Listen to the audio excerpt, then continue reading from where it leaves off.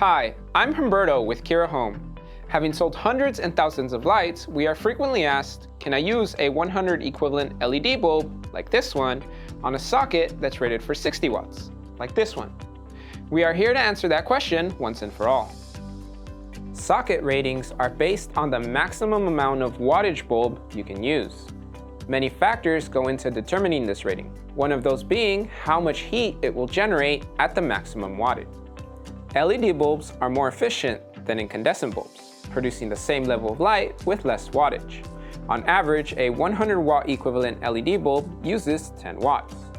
This also means that LED bulbs generate less heat than incandescents. Less wattage and less heat means that they are perfectly safe to use in a socket that is rated for 60 watts. So if you feel your light is not bright enough, use higher equivalent wattage LED bulbs. As long as the actual wattage used does not exceed the socket rating, you're good to go. Other benefits of using LED bulbs is that they can be purchased in different color temperatures and are dimmable when paired with the correct dimmer switches. They are great for outdoor use since they don't emit UV light, which means less bugs. Best of all, their energy efficiency results in cost savings on your electricity bill.